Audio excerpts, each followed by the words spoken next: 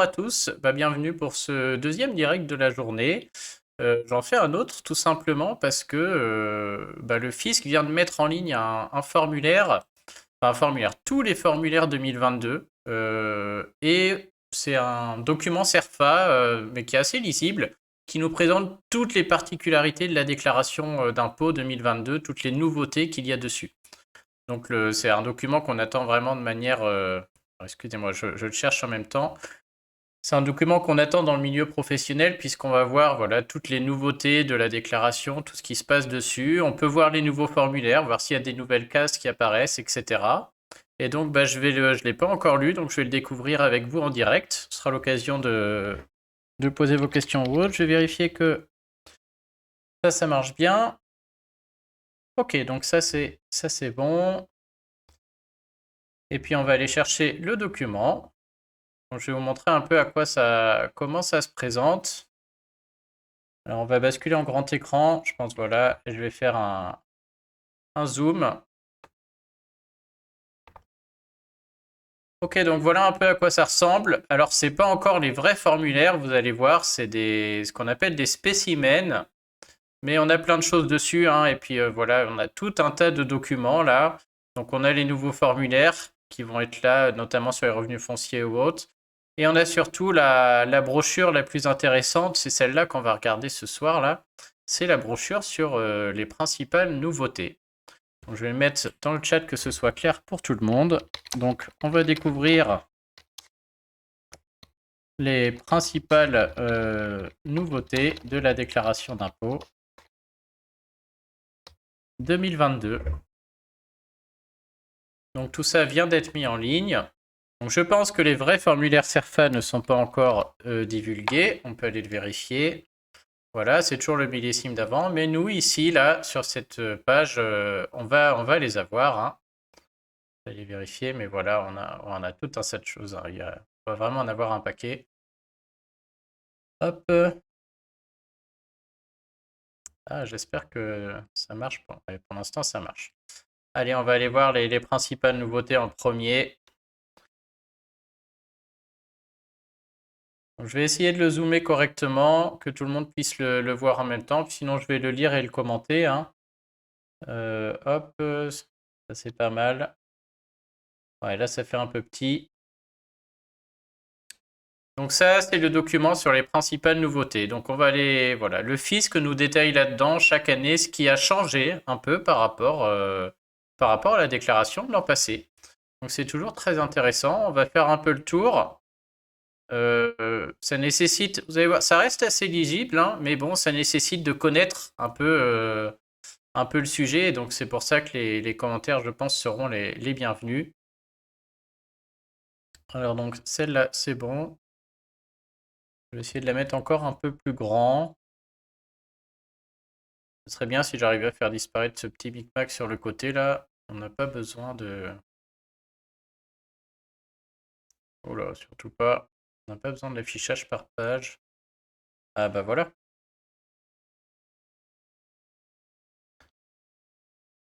Voilà, là c'est beaucoup mieux. Ok, là on va pouvoir voilà, regarder en direct comment ça se passe et ça va être beaucoup plus sympa. Alors on y va. Donc dans les nouveautés, situation du foyer.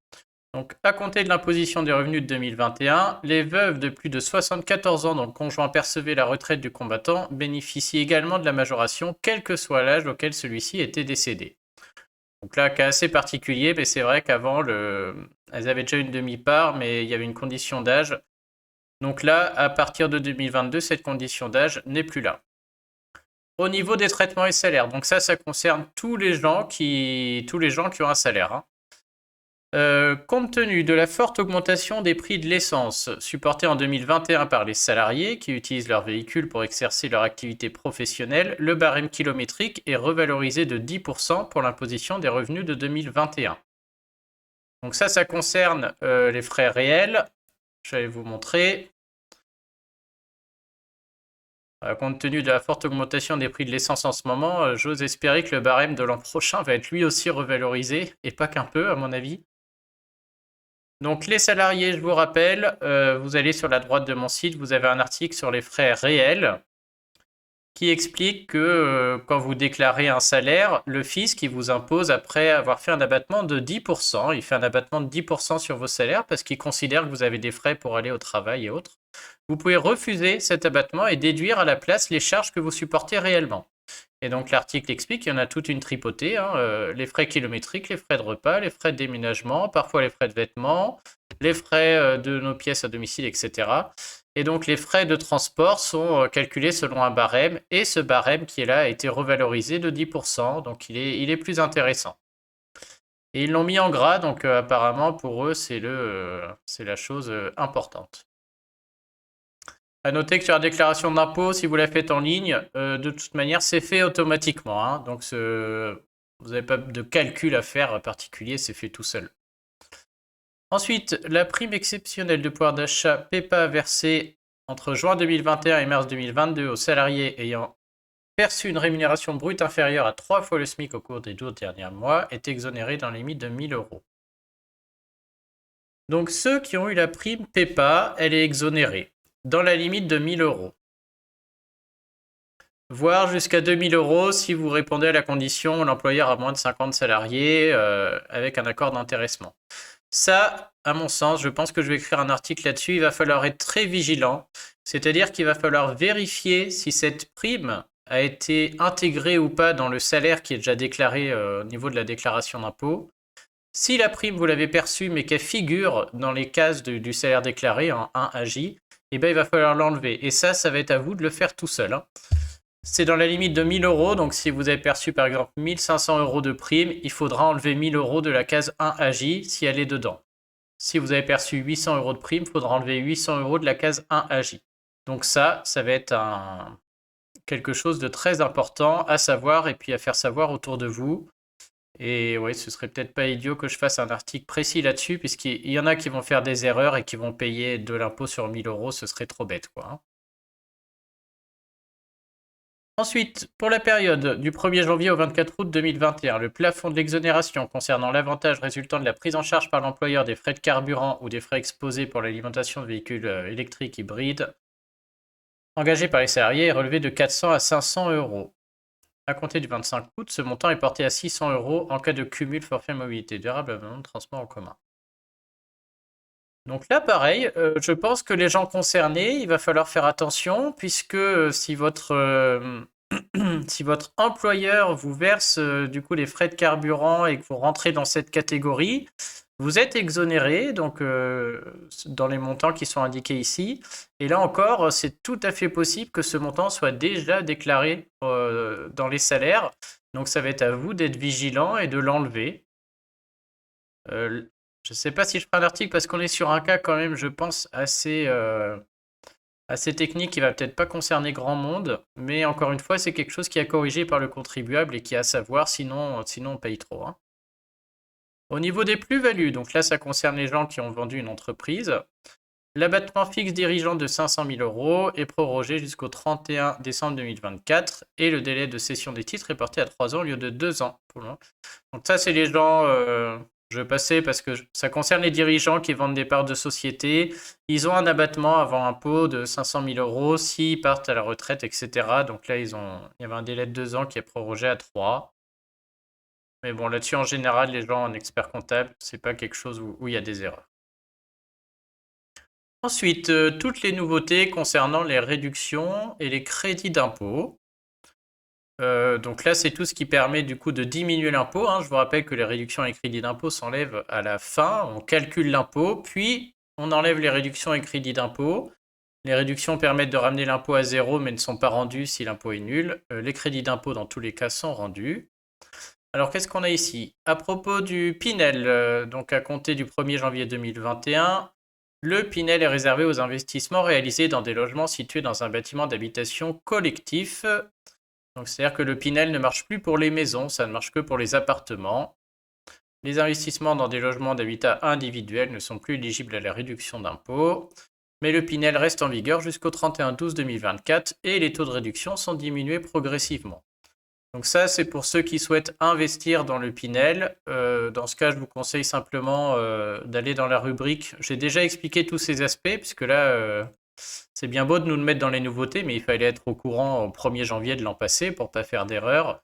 Vous avez dans immobilier et puis rubrique loi Pinel, j'avais expliqué tout ça il y a un petit moment là, hein. Donc là, la plupart d'une nouveauté, on est au courant depuis un an et heureusement, hein. Mais c'est vrai que voilà, au niveau de la déclaration, ça se passe que maintenant. Ensuite, sur les dons. Donc, je vous rappelle que les gens qui font des dons, ils bénéficient d'une réduction d'impôt. C'est à eux de les déclarer, il faut faire attention. Il y a un plafond. Donc, ce plafond a été relevé à 1000 euros. Donc, le relèvement à 1000 euros du plafond des dons au profit d'organismes sans but lucratif qui fournissent des repas ou des soins gratuits à des personnes en difficulté. Et ça ouvre droit à une réduction au taux de 75%. Donc là aussi, je peux vous montrer le changement. Donc j'ai un article sur les dons, on va aller voir pour les cases. Parce que là encore, les dons, mine de rien, quand on fait des dons, c'est à nous de remplir la case pour bénéficier de la réduction d'impôt. Il faut être vigilant parce qu'il y a une case qui fait une réduction d'impôt de 75% et une case qui fait une réduction d'impôt de 66%.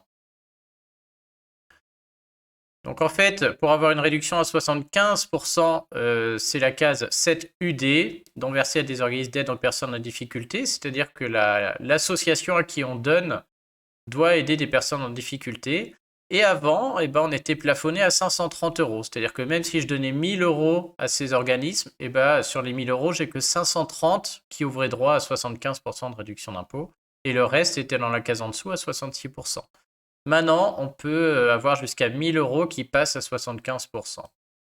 Donc bon, c'est une petite amélioration pour les dons. Peut-être ça mériterait un peu plus. Ensuite, là, on est sur quelque chose de très particulier. Le taux de la réduction d'impôt au titre des dons au profit d'associations culturelles des cultes reconnus d'Alsace Morel est porté de 66 à 75%. Donc voilà, ceux qui donnaient à ces organismes-là avant étaient à 66, maintenant ils peuvent aller dans la case à 75%, plafonné à 554. Bon là on est sur quelque chose quand même de très précis, hein. Alors autre nouveauté qui elle effectivement on connaît depuis un an, mais là on va voir la case pour la première fois aussi, hein. On a un nouveau crédit d'impôt pour premier abonnement à la presse d'information politique au général avec un taux de 30%. Donc celui-là, il va falloir faire attentif. Il y a pas mal de gens qui sont abonnés à des journaux en ligne, etc., qui peuvent avoir droit à ce crédit d'impôt. À eux de le connaître et à eux de remplir la case. Donc il a été créé pour les sommes versées entre le 9 mai 2021 et 31 décembre 2021 pour la déclaration là et puis 2022 pour celle de l'an prochain. Donc c'est premier abonnement à un journal ou à une publication périodique au maximum trimestrielle ou un service de presse en ligne. Donc sauf erreur, ça aussi je vous avais prévenu dès l'an passé, ce qu'il était important de le savoir. Je pense que on va retomber sur l'article en tapant presse.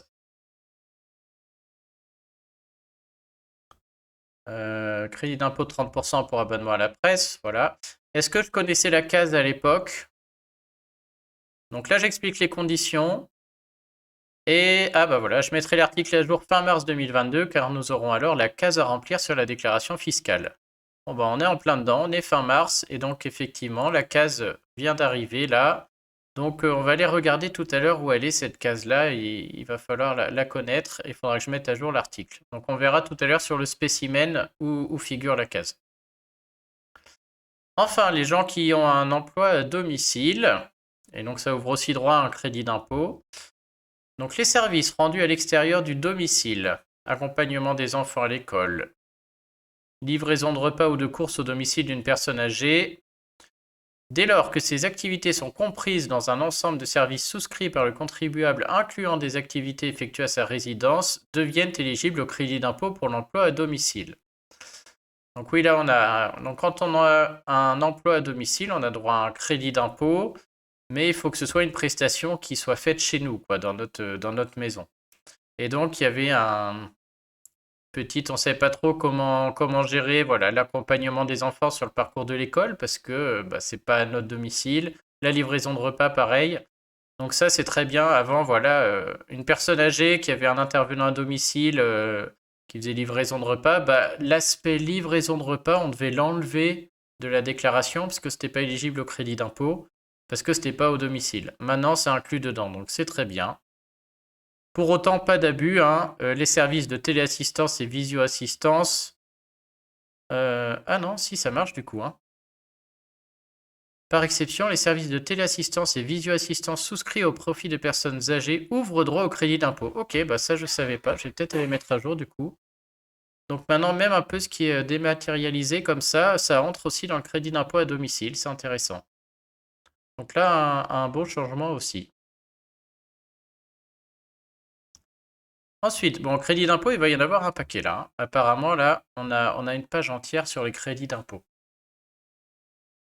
Alors, un crédit d'impôt est créé pour les dépenses effectuées entre janvier et décembre, toute l'année 2021 pour l'instant, au titre de l'installation de systèmes de charge de véhicules électriques équipant un logement dont le contribuable est propriétaire, locataire ou occupant à titre gratuit, quel que soit le niveau de ses revenus, et que ce logement soit affecté à l'habitation principale ou secondaire. Donc ça, je ne savais pas. Il va falloir que j'écrive un article là-dessus. Donc a priori, tous ceux qui ont installé un système de charge de véhicules électriques dans leur logement, ils ont droit à un crédit d'impôt et donc on va avoir une nouvelle case sur la déclaration, on va aller la voir. Et donc 75% du montant des dépenses de fourniture et de pose vous sera rendu, avec un maximum de 300 € rendus par système de charge. Donc ça va mériter un article entier, ok. Ensuite, les dispositions du CITE applicables en 2020 s'appliquent également aux dépenses payées en 2021. Donc ça, il me semble que c'est tout ce qui concerne les travaux dans la résidence principale qui sont éligibles au crédit d'impôt. Donc ça change un peu chaque année, mais là, apparemment, on n'a pas grand-chose qui change. À compter de janvier 2021, le plafond annuel des versements retenus pour la réduction d'impôt au titre des souscriptions au capital d'entreprises de presse est porté à 10 000 € contre 5 000 avant et 20 000 €. Ok, donc on a une réduction d'impôt effectivement quand on apporte des fonds au capital d'entreprise de presse. Avant, c'était limité à 10 000 € apportés. Maintenant, c'est 20 000 € apportés. Et puis, la réduction est de 50%. Donc, les Sofica, c'est pareil. C'est quand on investit de l'argent dans des Sofica, ça va après dans l'entreprise du cinéma. Et en contrepartie, on a une réduction d'impôt. Donc, elle est prorogée. Ça marche toujours. Ça, c'est quelque chose qui ne change pas. Pareil pour la réduction d'impôt pour bois et forêt. Tout ça, on est dans des investissements pour des gens voilà, qui veulent placer de l'argent sur des actifs un peu risqués et qui ont une réduction d'impôt en contrepartie. Donc tout ça est prorogé. Pareil pour les travaux outre-mer, le Girardin, tout ça. Donc là, pareil, je vais passer, on est sur des choses assez techniques. Le taux de la réduction d'impôt au titre de la souscription au capital des PME est porté de 18 à 25%. Ok. Bon là pareil, tout ça, donc s'il y a des questions en commentaire, j'y réponds avec plaisir, mais sinon on est sur des gens qui ont de l'argent, qui investissent sur des placements un peu plus risqués, donc soit dans le cinéma, dans les forêts, soit dans les logements outre-mer. En contrepartie, ils ont une réduction d'impôt, et donc parfois à terme, après les fonds sont bloqués un petit moment, et des fois on récupère pas tout, hein. Et donc tout ça est encore prorogé sans problème. On va passer à quelque chose d'un peu plus commun, le crédit d'impôt pour travaux dans la résidence principale. Donc j'en ai vu tout à l'heure avec le CITE, mais là c'est aussi quand on met des équipements pour personnes âgées ou handicapées. On a aussi un crédit d'impôt pour travaux dans la résidence principale. C'est un peu les deux grands thèmes, hein. Les gens qui se disent tiens, j'ai ma maison, je fais des travaux dedans, est-ce que j'ai un gain en impôt? Il y a le crédit d'impôt si c'est des travaux pour les personnes âgées ou handicapées. Et il y a un crédit d'impôt si c'est des travaux qui améliorent la performance énergétique ou les conditions changent chaque année, mais c'est les deux grands thèmes, hein, il y a rien d'autre, hein. Donc ça, c'est aussi prorogé, c'est une très bonne nouvelle. Et le FIP, c'est pareil que tout à l'heure, on est sur des placements un peu risqués, mais c'est prorogé aussi.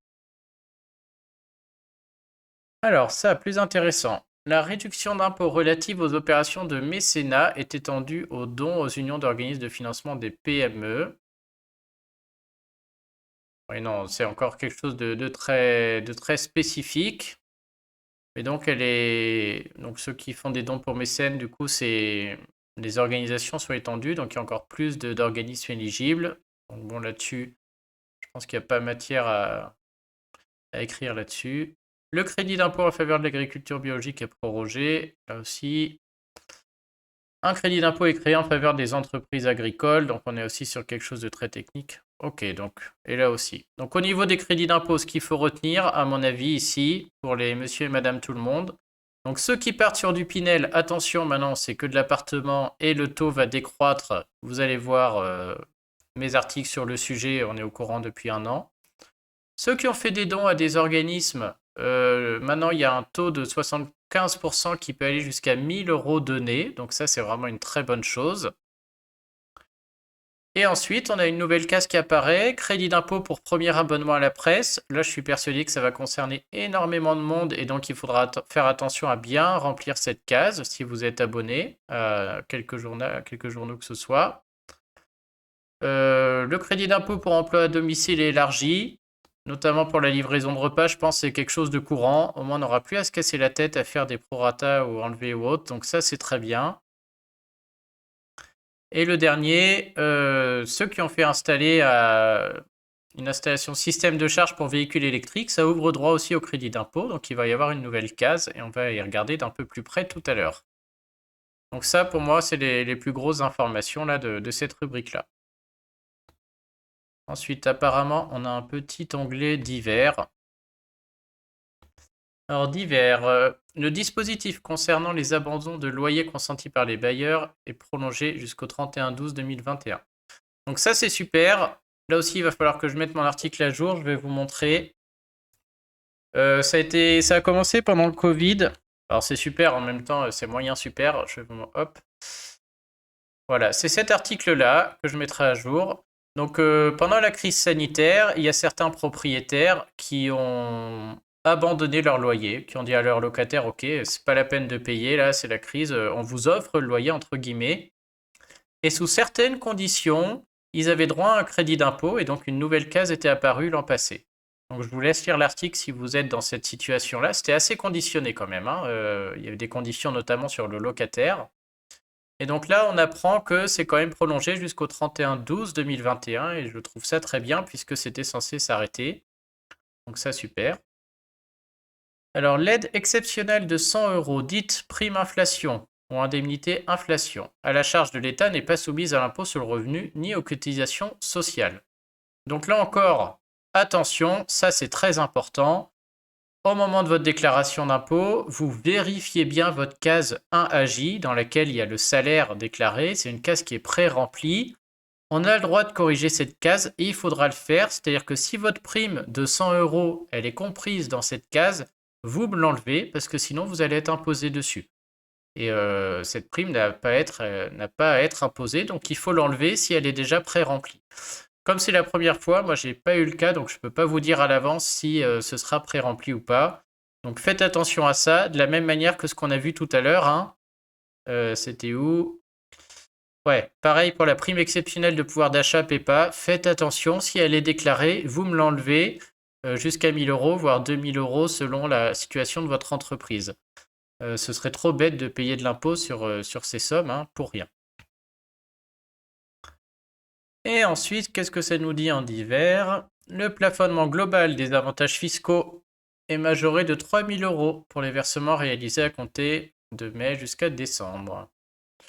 Oui, donc ça, c'est les gens qui ont vraiment beaucoup de réductions d'impôts. Notamment, là, je vous ai dit tout à l'heure, les placements où on place dans des PME, dans le cinéma ou autre, et en contrepartie, on a une réduction d'impôts. Et ben, il y a un plafond, c'est-à-dire que le fisc nous dit on n'a pas le droit d'avoir plus de réduction d'impôts que ce montant-là. C'est assez rare de l'atteindre, c'est vraiment des gens qui ont beaucoup d'argent ou des schémas un peu particuliers, et ce plafond est relevé pour cette année. Sous condition juste pour une réduction d'impôt, donc c'est vraiment ça, c'est pas grave. Ensuite, on a même les nouveautés pour l'année 2022 et 2023. Alors ça peut vous paraître anecdotique, mais c'est quand même très important, hein, puisque effectivement les nouveautés pour 2022, ça va impacter la déclaration d'impôt 2023, donc de l'an passé. Et les nouveautés 2023, ça va impacter la déclaration d'impôt 2024, donc ça paraît quand même assez loin. Pourtant, il faut faire attention parce que des fois, on a des optimisations, on peut prévoir les choses. Et si on veut prévoir la déclaration d'impôt 2023, il faut s'y prendre en 2022. À partir du 31 décembre 2022, c'est foutu. Donc c'est toujours bien de lire un peu ce qui est prévu et des fois on y trouve des optimisations possibles. On va voir un peu ce que ça nous raconte ici. Alors au niveau des traitements et salaires, les pourboires perçus en 2022 et 2023 par les salariés en contact avec la clientèle sont exonérés d'impôt sur le revenu. L'exonération ne s'applique que pour les salariés percevant au titre des mois concernés une rémunération n'excédant pas 1,6 SMIC. Vous ne pouvez pas faire plus simple là, franchement. Les sommes concernées sont celles remises volontairement soit directement au salarié, soit à l'employeur, et reversées par ce dernier au personnel en contact avec la clientèle. Mon Dieu. Alors là, je peux vous garantir, bonjour les calculs savants, et je suis persuadé que ça va donc être aux contribuables de faire attention à ça. C'est-à-dire que on va parler des serveurs, hein, principalement, je pense. Donc les serveurs, ils peuvent être exonérés d'impôts au niveau des pourboires qu'ils ont reçus si leur rémunération n'excède pas 1,6 SMIC. Et ma main a coupé que ce sera à eux de le savoir et que ce sera à eux de le corriger. Encore une fois, tout leur salaire va finir dans la case 1 AJ et ça va être à eux d'enlever les pourboires pour arriver au montant imposé, sinon ils vont imposer dessus à tort. Donc une exonération, c'est super. Malheureusement, entre cette condition et le fait de devoir le faire seul, je pense qu'il y en a beaucoup qui vont passer à côté. Donc une info importante, si dans votre entourage vous avez des personnes concernées, mais c'est que à partir de la déclaration d'impôt 2023 du coup. Pareil, hein, typiquement une optimisation. Un serveur aujourd'hui qui signe un contrat, on lui propose un salaire qui est à 1,65 SMIC, ou juste au-dessus, 1,61 SMIC. Clairement, il a presque intérêt à négocier juste 1,6 SMIC ou juste en dessous, puisque ok, il va gagner un tout petit peu moins chaque mois, mais du coup, tous ses pourboires peuvent être exonérés. Donc voilà, le genre de choses qu'il est bien de savoir et qui peut permettre des optimisations pendant l'année, même si c'est pour la déclaration d'impôt de l'an prochain. Donc c'est ce genre de choses dont je voulais parler. Ensuite, le plafond d'exonération des frais de transport, domicile, lieu de travail, pris en charge par les EPCI au Pôle emploi est fixé à 310 €. Plafond d'exonération des frais de transport. Oui, ok. Donc il y en a certains qui reçoivent des frais de transport, donc qui reçoivent un montant au titre de frais de transport pour les frais de domicile-travail, donc soit dans les EPCI, soit par Pôle emploi. Ces gens-là sont imposés sur le montant reçu, mais il y a une exonération de 310 €. Donc si je reçois 500 € à l'année pour des frais de transport, encore une fois, je vais vérifier ma déclaration, je vais voir que j'ai eu 500 € qui sont dans la case 1 AJ, et en vrai, je peux enlever 310, puisque sur ces 500, je dois être imposé que sur 190. Donc encore une fois, ça, faudra le corriger à la main. Au niveau des plus-values, à compter de 2023. Alors les cryptos, donc ça va être, je pense que demain, un de ces jours, je vais faire un live entièrement dédié aux crypto-monnaies, puisque ça, c'est une question qui me revient énormément. Donc on fera un sujet entier là-dessus. Donc pour autant, les plus-values des cessions de crypto-monnaies relèveront systématiquement du régime du prélèvement forfaitaire unique quand elles ne sont pas réalisées à titre professionnel. Sur option express et irrévocable, ces plus-values pourront être soumises au barème progressif. Ah là, effectivement, grande nouveauté, puisque pour cette année, je crois que c'est flat tax obligatoire, c'est-à-dire prélèvement forfaitaire unique obligatoire. Hein. J'expliquerai un peu plus pendant le live dédié, mais aujourd'hui, ceux qui ont fait une plus-value en vendant des crypto-monnaies, ils seront imposés à 30% sur la déclaration d'impôt. Et c'est tout, ils n'ont pas le choix. Hein. Apparemment, à partir de l'an prochain, ils auront le choix de refuser ces 30% et de passer à la moulinette des tranches d'imposition. Donc ok. À compter de janvier 2022, le crédit d'impôt service à la personne est généralisé aux particuliers qui emploient directement leurs salariés via le CESU, hors activité de garde d'enfants à domicile, hors paiement en titre financier et hors bénéficiaire d'autres aides sociales que le seul crédit d'impôt. Ok. Le plafond majoré à 1 000 € pour les dons versés aux associations est maintenu. Donc ça, c'est le plafond qu'on a vu tout à l'heure pour les associations où on a une réduction d'impôt à 75%. Donc le plafond restera jusqu'à 1 000 € versés. On pourra avoir le taux intéressant de 75%. Idem pour victime conjugale et l'Alsace-Moselle, ok. Donc tout ce qu'on a vu tout à l'heure sera maintenu dans le temps. Le de Normandie ancien est aussi maintenu dans le temps. Donc ça, c'est un peu c'est les gens qui achètent un bien pour le rénover avec des travaux. Ils peuvent avoir une réduction d'impôt de Normandie. Vous allez sur mon site, rubrique immobilier, j'explique tout ça. La réduction d'impôt LMNP au 106 Bouvard pour les locations meublées situées dans des structures d'accueil de personnes âgées est maintenue. Donc pour l'instant, on n'a rien qui change. Le crédit d'impôt dont on parlait tout à l'heure pour la presse, il est prorogé. Par contre, il sera accordé sous condition de ressources. Bon, alors ça, je crois que pour l'instant, c'est pas le cas. Ils voulaient faire ça au début, hein, accorder ce crédit d'impôt juste à ceux qui étaient sous un certain seuil de revenus. Il me semble qu'ils ont enlevé cette condition. Hop. L'objectif de départ était de permettre aux ménages modestes de continuer à s'informer. Le crédit d'impôt était aussi soumis à une condition de ressources. Voilà, le projet de loi a abandonné cette proposition, tout le monde peut en bénéficier. Donc pour la déclaration 2022, ça marche pour tout le monde. Et a priori, ils sont en train d'essayer de nous remettre cette condition de ressources pour l'an prochain. Ouais, espérons que ça change, ce serait dommage. Bon, pour cette année, pas de problème, hein, tout le monde est dedans. On verra la case tout à l'heure, mais ce serait dommage que ça change. L'expérimentation du Pinel en Bretagne est prorogée. Ok. Alors, à compter du 1er mars 2022, le dispositif COS devient une réduction d'impôt et cette réduction d'impôt est prolongée. L'ancien dispositif reste toutefois en vigueur pour les conventions. Donc là encore, on est sur un dispositif un peu immobilier avec une réduction d'impôt à la clé. C'est pareil, j'ai pas eu beaucoup de demandes sur le COS, mais si c'est quelque chose qui revient souvent dans les questions ou dans le chat, je pense que je ferai une vidéo là-dessus ou un petit live là-dessus. Donc tout ça, on repart sur des choses qui sont projets dont on a parlé tout à l'heure.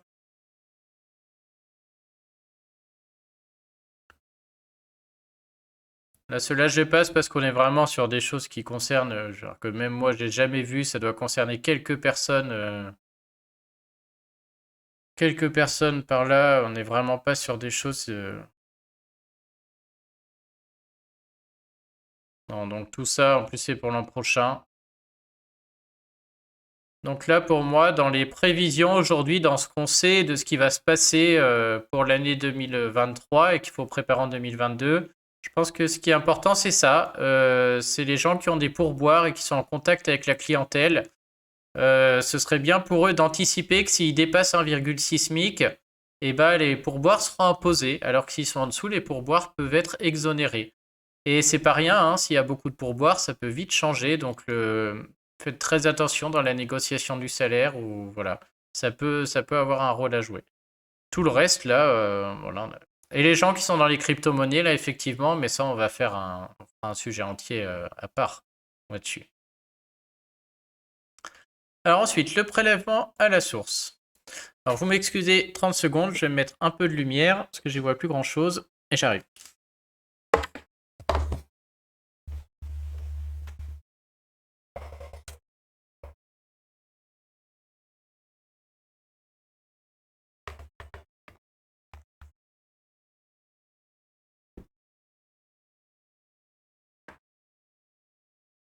Alors, qu'est-ce qu'il nous raconte sur le prélèvement à la source? Il est entré en vigueur en 2019. Merci, on est au courant. Il supprime le décalage d'un an. Le prélèvement à la source concerne uniquement les modalités de paiement de l'impôt sur le revenu. Ça concerne, oui, ok. Les règles de calcul ne sont pas modifiées. Et vous devez toujours souscrire une déclaration de revenus l'année suivante. Donc jusque-là, c'est ce qui se passe actuellement. On n'a pas de... Voilà, ça se passe comme ça. Donc le prélèvement à la source s'applique aux salaires, aux pensions. Donc tout ça, on est au courant aussi. C'est ce qui se passe actuellement. L'impôt est prélevé à la source par l'organisme qui verse les revenus. Elle est effectuée chaque mois par le débiteur en appliquant un taux calculé sur la base de votre dernière déclaration de revenus. Donc ça aussi, rien n'a changé, hein, je l'explique sur mon site, hein. Donc par exemple, aujourd'hui, votre taux à la source, il est calculé d'après la dernière déclaration d'impôt connue, donc c'est la déclaration 2021 des revenus 2020. Donc c'est assez marrant, hein, parce que le taux à la source qu'on vous prend en 2022, il dépend de vos revenus de 2020, c'était il y a 2 ans. Dès lors que vous allez faire votre nouvelle déclaration d'impôt, là, donc là, on va dire en septembre, le fisc traite la déclaration d'impôt 2022 des revenus 2021. Et donc à partir de septembre, vous aurez un nouveau taux à la source qui dépendra de vos revenus 2021, puisqu'on prend la dernière déclaration d'impôt traitée. Les revenus fonciers, les pensions, tout ça, comme le fisc ne peut pas prendre à la source, eh ben, il prend des acomptes mensuels sur le compte bancaire. Donc ça aussi, hein, je l'explique largement sur le site, hein. Pour ceux que ça intéresse, vous avez une rubrique ici, impôt à la source, où j'explique le fonctionnement de tout ça. Et voilà, malheureusement, c'est très bien ficelé, on ne peut pas trop échapper au prélèvement à la source, il n'y a pas trop de possibilités à ce niveau-là, hein. On peut juste subir, il y a juste au moment des divorces ou des ruptures de Pacs où il y a des choses, il faut faire attention. Et je crois que voilà, au niveau optimisation, ou les enfants majeurs, hein, je l'ai dit, là, faire attention avec les enfants majeurs qui sortent du foyer, à ce qu'on leur redonne bien ce qu'ils sont payés, mais sinon, pas beaucoup d'optimisation, oui. Certains revenus imposés comme des salaires donnent également lieu au paiement d'acomptes, revenus des gérants. Le bénéficiaire peut immédiatement adapter le montant de ses acomptes au montant des revenus perçus. Donc ça aussi, j'ai un article qui explique. Attention, parce que c'est vrai, dès lors qu'on... C'est un article qui s'appelle Comment baisser son taux à la source, là, ou comment modifier. Je ne sais plus où il est, vous tapez baisser. Je vous le montre parce que là, c'est important. Le fisc, effectivement, nous permet d'adapter le taux à la source. Voilà, il est là, comment baisser ou modifier. Mais uniquement si nos revenus baissent. Et si on le fait alors que nos revenus ne baissent pas ou qu'on se trompe, on se prend une amende ou une majoration. Donc effectivement, on peut adapter le montant de ses acomptes, mais on n'a pas intérêt à se tromper, hein. Et on n'a pas le droit de prendre en compte les réductions et crédits d'impôt, ce qui est un peu le gros problème, je trouve, du prélèvement à la source, hein. C'est-à-dire que si votre impôt il est de 10 000, et de 1000 disons, et que vous avez 1000 euros de réduction d'impôt, 1000 euros d'impôt, 1000 euros de réduction, votre impôt il est de 0. Mais pour le taux à la source, on se base sur l'impôt qui est de 1000, on ne tient pas compte de la réduction d'impôt qui va annuler l'impôt. Et donc vous payez à la source sur une base estimée de 1000 euros, et puis on vous le rend qu'une année plus tard, c'est vraiment très dommage. Mais bon, le fonctionnement est comme ça. Le prélèvement à la source ne s'applique pas aux revenus suivants: revenus de capitaux mobiliers, plus-value de cession et gains assimilés. Les gains de levée d'options, donc tout ce qu'on appelle les stocks options, et les revenus perçus par les non-résidents soumis en France à une retenue à la source spécifique. Donc oui, effectivement, ça se passe ailleurs. Bon, là, on dirait qu'il n'y a pas de nouveauté, ils nous informent juste. Ils ont juste laissé leur brochure sur le prélèvement à la source, hein. On peut regarder, mais je pense que tout ça, voilà. Le calcul du taux à la source. Donc là encore, hein, vous allez sur mon site, il y a beaucoup d'articles où j'explique comment est calculé le taux à la source, la différence entre le taux neutre, le taux individualisé, le taux personnalisé. Mais bon, dans tous les cas, on ne coupe pas au taux à la source. Ils nous font carrément des... Super, hein. Donc on a vraiment le détail du calcul du taux. Moi, leur brochure, on le mérite d'être très complète, hein. Donc là, voilà, pour ceux que ça intéresse, vous avez le calcul. J'en fais aussi sur mon site, hein, vous pouvez aller voir. Mais quoi qu'il se passe, vous allez payer ce taux à la source et puis il vous sera rendu après, hein. Donc là, vous allez faire la déclaration d'impôt 2022 sur les revenus 2021. Donc ça va calculer l'impôt que vous devez pour les revenus perçus en 2021.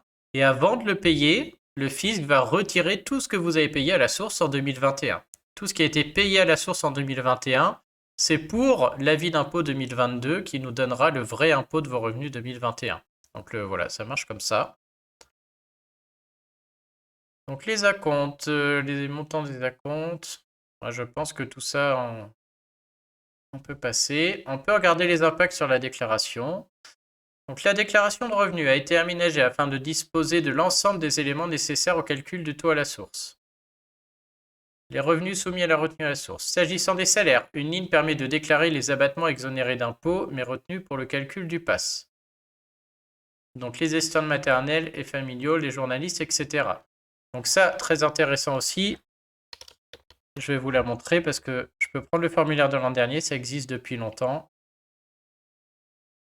Ça fait un peu partie des pièges, j'ai envie de dire polis, mais bon, pièges à con, j'ai envie de le dire quand même, hein. Il y a certaines professions, notamment les asthmates, les journalistes, etc., qui peuvent avoir un gros abattement sur leurs revenus. Donc, eux, ils déclarent leur salaire en case 1AJ et ils ont un abattement à mettre dans la case 1GA. Sauf que la case 1GA, elle sert à rien, c'est-à-dire qu'elle n'a pas d'impact du tout. Donc, je prends l'exemple d'une assistante maternelle. Souvent, ils ont des abattements de l'ordre de 10-15 000 euros. Donc, imaginons, elle a 20 000 euros déclarés en case 1AJ. Elle calcule son abattement qui est de 15 000. Et du coup, elle va le mettre là, hein, abattement forfaitaire ASMAT. Donc, elle va te mettre 15 000 en 1GA. Et elle va penser que c'est bon. Et pas du tout, hein, la case 1GA ne sert à rien. Et c'est ce que nous explique le formulaire. En fait, elle sert juste pour le calcul du taux à la source. Mais pour le calcul de l'impôt, si on ne veut pas payer l'impôt, c'est la case 1AJ, encore une fois, qu'il faut corriger. Et donc notre ASMAT, le 20 000 qui est en case 1AJ, il faut qu'elle l'enlève et il faut qu'elle mette 5 000 à la place. Il faut qu'elle retire les 15 000. Et en plus, elle met 15 000 aussi en case 1GA pour que ça marche dans le calcul du taux à la source. Donc franchement, un gros piège là, hein. S'agissant des salaires, ok. Les revenus imposés dans la catégorie des salaires mais soumis au versement d'acompte sont déclarés sur des lignes spécifiques. Donc ça, c'est pour les gérants. Alors ça, je passe, mais si en direct, il y a des questions ou s'il y a un thème sur lequel vous voulez que je m'arrête, pas de problème, hein. Vous me le faites savoir et vous n'hésitez pas, hein. Il y a ceux qui regardent en direct, il y a une messagerie sur la droite. On peut échanger autant que vous voulez. C'est avec plaisir, hein. Donc vraiment, n'hésitez pas s'il y a des questions ou si vous voulez que je revienne sur des thèmes après. Alors, les non-résidents, ça aussi on va passer, mais eux ne sont pas soumis au prélèvement à la source. Tout se fait dans la déclaration d'impôt. Alors, ceux qui veulent gérer leur prélèvement à la source, vous pouvez effectuer toutes les opérations concernant le prélèvement à la source sur le service en ligne Gérer mon prélèvement à la source du site ImpôtGouv. Ok, donc le taux est calculé sur la base de votre déclaration de revenus, ce que je vous disais, et le taux de votre foyer. Les couples peuvent opter pour des taux individualisés. Donc vous pouvez le faire, hein, mais au final, je veux dire, ça va être des taux plus adaptés aux revenus de chacun, mais si on regarde ce qui est payé par mois, ce sera exactement la même chose. C'est-à-dire que le foyer fiscal, que vous preniez le taux personnalisé ou individualisé, à la fin, il va payer exactement la même chose. Et le fisc communique ensuite à l'employeur le taux de prélèvement retenu. Donc là, pareil, on n'apprend rien, c'est le fonctionnement actuel. Donc on a un petit topo sur le taux individualisé. Lui, il sert à prendre en compte les disparités de revenus au sein du couple, et les conjoints peuvent, s'ils le souhaitent, opter pour un taux de prélèvement individualisé. Au final, je vous le garantis, hein, j'avais refait le calcul, il est fait pour que le foyer fiscal paye la même chose, sauf que c'est mieux réparti selon les salaires de chacun. Donc ils ne le mettent pas, il ne s'agit pas d'une individualisation de l'impôt, mais d'une simple répartition différente. Voilà, cette phrase a le mérite d'être claire, on est sur une répartition différente, au final vous paierez la même chose, hein. Ça n'a pas d'incidence ni sur le montant total, ni sur le montant de l'impôt dû par le couple. Donc au moins, ils sont clairs là-dessus. Le taux non personnalisé, celui-là, pareil dans mes articles, c'est celui que je déconseille fortement, puisque c'est un taux où on cache ses revenus, mais du coup, c'est un taux qui est toujours trop haut. Et soit il correspond si vous êtes célibataire sans enfant, sans rien, sinon il sera trop haut. Il tient plus en compte de la situation de famille, des parts, etc. Donc bon, c'est trop, c'est pas grave, vous allez avancer trop d'argent au fisc, et en septembre de l'année prochaine, il va vous le rendre et vous serez content, mais je trouve ça dommage de payer trop. Voilà, ça correspond au taux applicable à un célibataire sans enfant. Et donc si on ne tient pas compte des parts des enfants ou du couple et autres, et bah du coup l'impôt augmente et le taux est trop cher du coup. Ce taux est très souvent supérieur au taux personnalisé et conduit à un prélèvement plus important qui sera remboursé l'année suivante. Bon, encore une fois, cette brochure est impeccable, hein, c'est très très clair. Aucun remboursement ne sera effectué en cours d'année par le fisc. Voilà, ce sera seulement l'an prochain.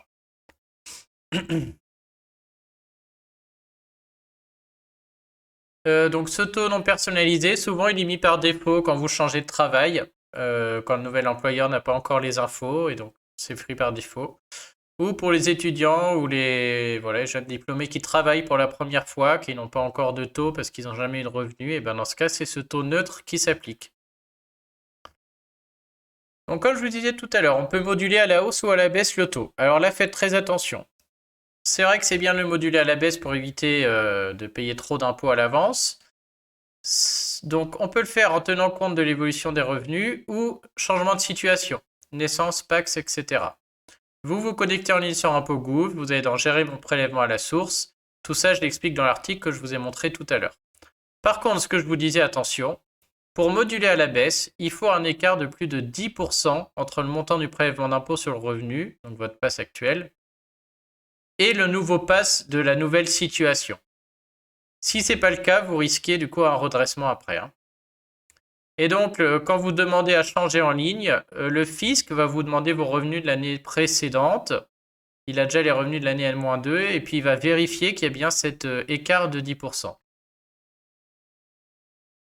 Donc, dès lors que la modulation est autorisée, OK.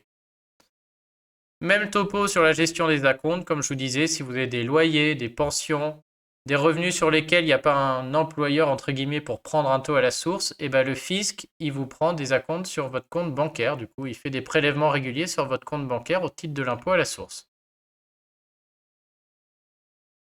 OK. Après, qu'est-ce qu'il nous dit? Au niveau des naissances ou de l'adoption, pour bénéficier au plus vite d'un taux de prélèvement en lien avec la nouvelle situation de famille, l'usager a intérêt à déclarer la naissance dès qu'elle survient. Donc j'avais déjà fait un article sur le sujet. Ouais, ok, où j'expliquais tout ça. Donc, vous pouvez aller le voir, il est assez récent. On va aller le voir. Bonsoir Benji, bienvenue, bienvenue, comment ça va? Hop, je pense que je l'avais fait ici. Et donc j'en ai fait, voilà. Là-dessus, je vous invite à lire cet article où j'expliquais comment signaler un changement de situation aux impôts. Et puis, bah voilà, vous montrer est-ce qu'on le fait, est-ce qu'on le fait pas, quel impact ça va avoir sur votre taux à la source avec des images. Donc, vous pouvez aller voir là-dessus. Et j'explique, voilà, pour une naissance, qu'est-ce qui va se passer ou pas, quel impact sur le taux et sur l'impôt, etc. Ah bah parfait. Bah merci en tout cas de suivre le live. N'hésite pas s'il y a une question. Au niveau du mariage ou du PAX. Donc le mariage ou le PAX doit être déclaré au fisc dans les 60 jours qui suivent. Alors là, attention, on va tout lire et après j'y reviens. Il a pour conséquence l'application aux revenus des deux conjoints d'un nouveau taux, le taux personnalisé du foyer, sauf option pour l'imposition séparée. Il est nécessaire de saisir les coordonnées bancaires du foyer. Donc là, s'il y a mariage ou PAX, on va dire en 2021, je vous rappelle, j'ai plusieurs articles où j'explique ça. Ceux qui se marient ou qui se paxent en 2021, lors de la déclaration d'impôt 2022, ils peuvent encore choisir de faire soit une déclaration séparée, soit une déclaration commune. Et il faut faire très attention parce que selon les cas, des fois la déclaration séparée est meilleure, des fois la commune est meilleure. Il faut faire les simulations et des fois ça ne change rien. Ensuite, ce sera déclaration commune obligatoire. Et donc la première année, on est très content de faire ces simulations et il faut optimiser la situation.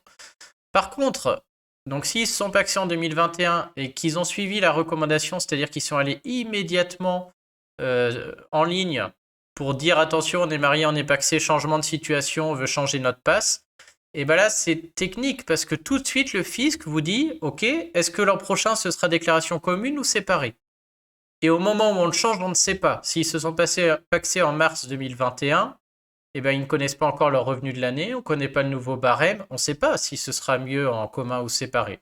Donc souvent, les couples font un choix au pif, et au moment de la déclaration 2022, bah, tout ça c'est déjà enregistré en ligne, ils ne pensent pas à changer, je crois même que changer c'est compliqué, je me demande même s'il ne faut pas passer par papier, et du coup, on passe à côté d'une belle optimisation parfois. Donc c'est, voilà, par exemple, un des aspects où j'expliquais dans mon article là, un mariage ou un PAX, moi, je vous dis, c'est peut-être pas grave si vous oubliez de le déclarer au fisc. Ok, votre taux à la source va pas changer, mais au moins l'an prochain, vous ferez votre déclaration d'impôt correctement. Et en la faisant, vous avertirez le fisc du PAX et ça se passera très bien. Et au moins, vous pourrez choisir entre séparé et commun sans problème. Donc même topo, divorce ou rupture de PAX. Là, c'est déclaration séparée obligatoire, donc on n'a plus ce problème. Vous pouvez le mettre immédiatement au fisc. Là, par contre, il faudra faire très attention sur la déclaration de l'année suivante, puisqu'on a déjà des optimisations. Encore une fois, j'ai un article sur le sujet. Si vous avez des gens concernés, par pitié qu'ils aillent lire cet article. Il y a beaucoup d'économies à faire. Si en plus il y a des enfants, je ne vous raconte pas. Donc ils vont lire cet article. Et surtout, très attention, parce que là, Qui a payé quoi à la source l'an passé? Qui est-ce qui va le récupérer? Ça, c'est un vrai sujet et il faudra faire très attention. La déclaration va être séparée l'année d'après. Et donc là, il faudra faire attention aux cases qui sont remplies sur la restitution de l'impôt à la source. Je crois que c'est les cases 8 Y. Ah, je vais rechercher l'article. Et donc, il faudra vérifier ce qu'a mis le fisc. Ouais, c'est celle-là. 8HV, 8HW, 8EA. Ça, c'est les cases où il y a ce que vous avez payé à la source et donc ça vous est rendu. Et donc, en cas de divorce, comme c'est déclarations séparées, le fisc remplit ces cases un peu comme il peut, monsieur, madame. Et il faut faire très attention que ces cases sont bien remplies avec ce que vous avez payé vous, parce que c'est ce qui va vous être rendu. Et s'il y a des sommes que vous aviez payées à la source qui ne sont pas indiquées dedans, mais qui sont indiquées chez l'autre personne, mais il faut la prévenir, attention, ça c'est moi qui ai payé à la source, c'est sur ta déclaration, tu l'enlèves, et moi je le mets sur la mienne et ce sera rendu à moi. Et inversement, quoi. Donc le divorce ou Pax, hein, toujours, ça vaut le coup de solliciter un professionnel la première année pour la déclaration. Le décès d'une personne seule, la retenue à la source appliquée au salaire de la personne décédée cesse avec l'arrêt du versement des revenus, bah oui, mécaniquement, hein. Par ailleurs, sur demande d'un ayant droit ou du notaire, les prélèvements peuvent être arrêtés par l'administration. La déclaration de décès d'une personne seule ne peut pas être effectuée en ligne, elle est prise en compte lorsque la déclaration arrive. Ok. Alors, décès du conjoint, là, c'est beaucoup plus compliqué, hein, puisque l'année d'après, il faut faire 2 déclarations. Une déclaration commune de janvier jusqu'à la date de décès, une déclaration seule de la date de décès jusqu'à décembre. C'est la seule situation où on peut couper comme ça au milieu d'année, hein, le décès maintenant. Donc là, voilà, ça se fait aussi en ligne et on peut aller stopper le prélèvement à la source. Là, effectivement, j'explique aussi dans mon article qu'on peut le faire tout de suite. Et on arrive au bout de ces principales nouveautés. Ok, donc au niveau du taux à la source, il n'y a rien qui change du coup, hein. Tout ça n'a pas changé. Donc moi, ce que je retiens de manière globale dans les changements, on va reprendre rapidement. Le nouveau barème kilométrique, ça c'est très bien, mais bon, ça se fait tout seul. Si vous êtes salarié, du coup, faites vos frais réels, faites le calcul. En plus, avec le nouveau barème kilométrique, il y a de grandes chances que vous fassiez une petite économie. Donc vous allez sur Corrige ton impôt, vous lisez ce petit article là à droite, plus de 20 frais réels, et vous faites le calcul, c'est facile et on gagne des fois quelques centaines d'euros. Si vous avez eu la prime PEPA ou si vous avez eu la prime inflation de 100 euros, vous regardez bien votre case 1AJ et il faut s'assurer que ces primes ne sont pas dedans puisqu'elles sont exonérées. Mais donc c'est à vous de le savoir et c'est à vous de les retirer si elles sont déjà dedans. Comme c'est la première fois, je ne sais pas si ça va être le cas ou pas. Donc la prime PEPA exonérée jusqu'à 1000 euros, la prime inflation de 100 euros exonérée totalement. Ceux qui ont des abonnements à la presse, on a vu la nouvelle case, on va aller la chercher, du coup on va les regarder. Ceux qui ont fait des dons, il y a un abattement de 75% jusqu'à 1000 euros sur les dons de certaines associations. Avant, c'était un plafond à 530, mais ça va se faire tout seul. Le Pinel aussi, ouais, surtout les crédits d'impôt. Et ceux qui ont installé un système de charge de véhicules électriques aussi, là, ça va être intéressant. On va avoir une nouvelle case dans la déclaration d'impôt. On va aller la chercher. Ok, sur le reste, je crois qu'il n'y a rien de... Les bailleurs qui ont offert des loyers, s'ils louent à des entreprises, vous allez voir mon article sur les conditions, le dispositif est prorogé. Voilà. Et au niveau des prévisions, bah voilà, les pourboires, donc tous les serveurs, etc. Faites attention à votre salaire. Si vous êtes proche de 1,6 SMIC, ça vaut peut-être le coup de rester en dessous pour être exonéré sur les pourboires perçus en 2022. Alors on va aller voir ce qu'on a d'autre. Donc les déclarations. Donc ça, c'est ce que je vous disais, c'est les spécimens, c'est les nouvelles déclarations qu'on va avoir. Donc on y va, la 2042K. On va voir à quoi ça ressemble. Je vais faire un petit zoom. Donc la déclaration des revenus 2021. Donc ce formulaire, je pense pas qu'il y ait grand-chose de nouveau parmi ce qu'on a vu parce que les réductions et crédits d'impôt sont pas dedans. Je vais juste regarder dans les cases 1, c'est tout ce qui est relatif au salaire. On va regarder si on a quelque chose à propos de ces primes inflation notamment là. Donc 1J, 1A, la 15 GA qu'on a parlé tout à l'heure. Donc tout ça n'a pas changé. Ok, donc non, réellement, hein, ceux qui ont eu la prime inflation et la prime PEPA, ça va être à eux de l'enlever de la case 1 AJ. On n'a pas de case spéciale, malheureusement, au dispositif particulier. Voilà, donc au niveau des placements bancaires non plus, rien ne change. Les astuces habituelles, toujours faire attention à la case 2CA, hein. C'est-à-dire que votre banque vous envoie un relevé, vous verrez que les chiffres sont tous pré-remplis, sauf un, c'est la case 2CA parce que ça baisse l'impôt. Donc celui-là, c'est à vous de le remplir à la main.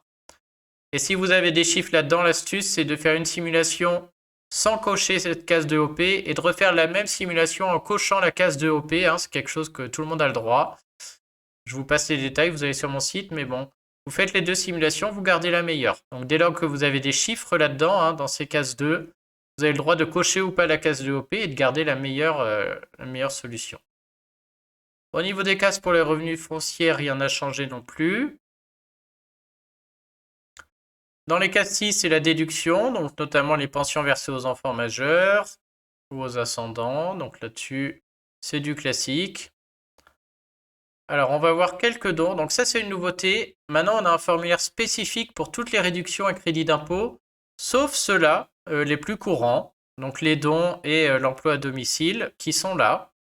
Et donc après, on ira voir l'autre formulaire, hein, pour voir les autres réductions et crédits d'impôt. C'est le formulaire 2042 RICI, pour réduction d'impôt, crédit d'impôt. Donc ça se passe toujours de la même manière, sauf que on a ce nouveau plafond de 1000 euros. Les associations culturelles d'Alsace-Moselle, là, c'est cette case-là. Donc tout ça n'a pas changé. Ah, ça c'est nouveau. Donc les dépenses d'emploi à domicile, elles vont en case 7DB. Maintenant, on a une case 7DR, aide perçue pour l'emploi à domicile. Le principe, c'est le suivant. Donc ça, c'est quand on embauche quelqu'un à domicile. On met le montant dans la case 7DB et on reçoit un crédit d'impôt de 50%. Donc si j'ai payé 1000 euros pour un emploi à domicile pour, je sais pas, pour quelqu'un qui va faire du ménage chez moi, je mets 1000 dans la case 7DB et j'aurai un crédit d'impôt de 500 euros. C'est le principe. Par contre, si sur ces 1000 euros, j'ai eu de l'aide pour les payer, si ça a été, j'ai eu une aide, et ben dans ce cas, si en réalité j'ai pas payé 1000, mais j'ai payé 800 parce que 200 euros ont été financés par autre chose, le crédit d'impôt, je dois l'avoir que sur 800 et pas sur 1000. Donc avant, on mettait 800 du coup en case 7DB, c'était à nous de l'enlever.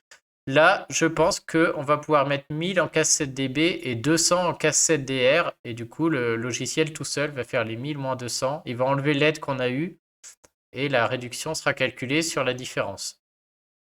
Je vais essayer d'aller le vérifier. On va essayer d'aller le vérifier pour être certain.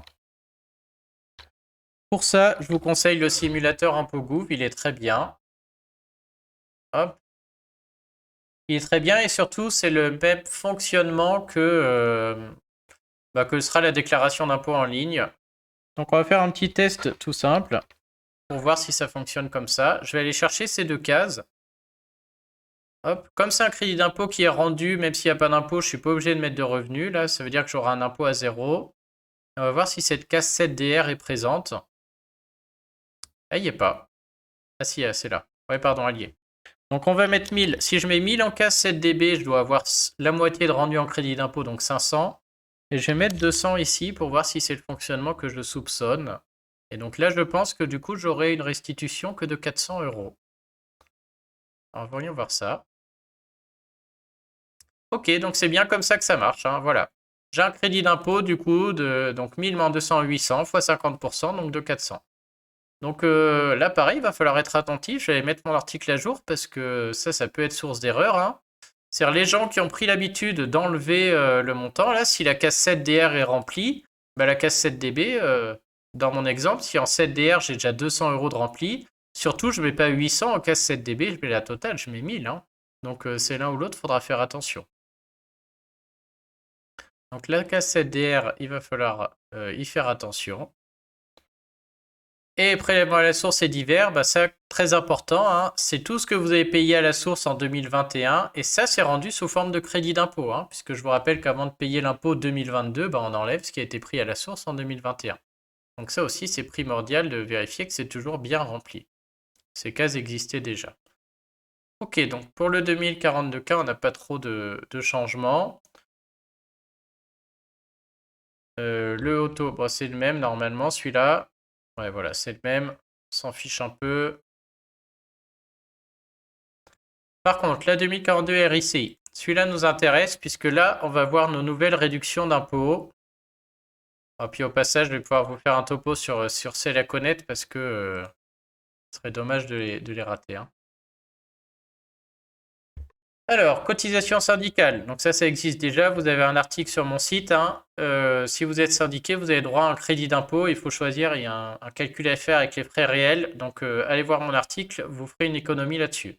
Si vous avez des enfants à charge au collège ou au lycée en études supérieures, vous avez droit à une réduction d'impôt. Là, pareil, il y a un article sur mon site.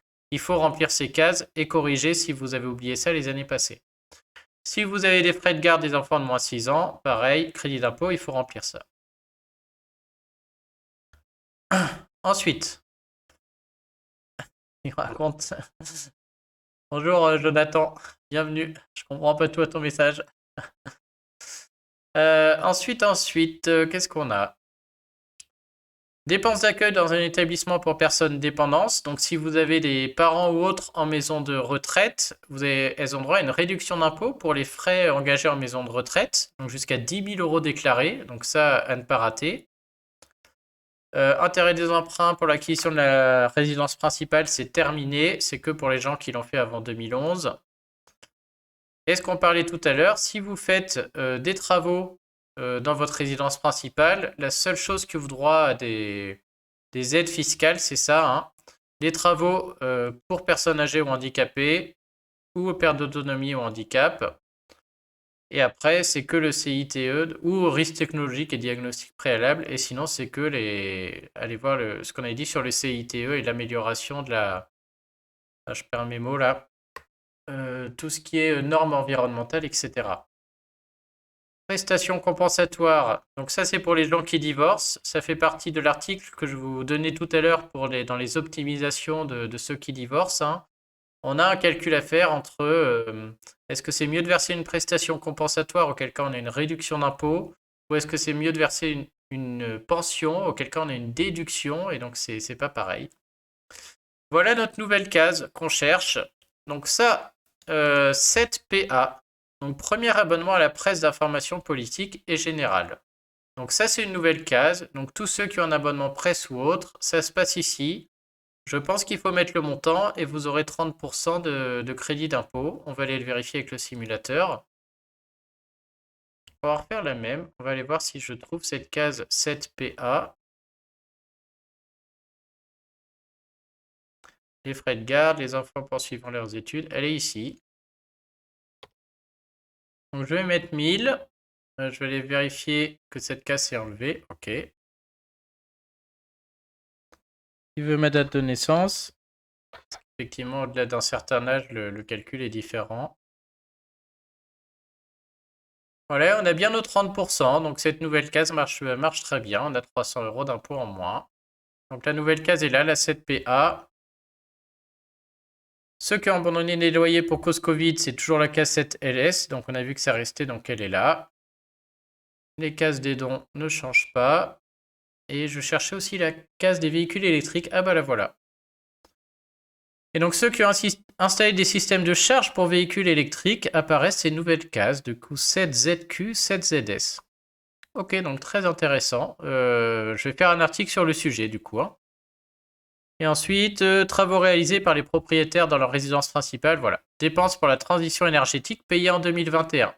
Et donc là, c'est ce que je vous disais, les travaux, là, c'est tout ce qui est isolation thermique, équipement de chauffage fonctionnant au bois, au solaire, pompe à chaleur, voilà. Donc tout ça, c'est pour la résidence principale.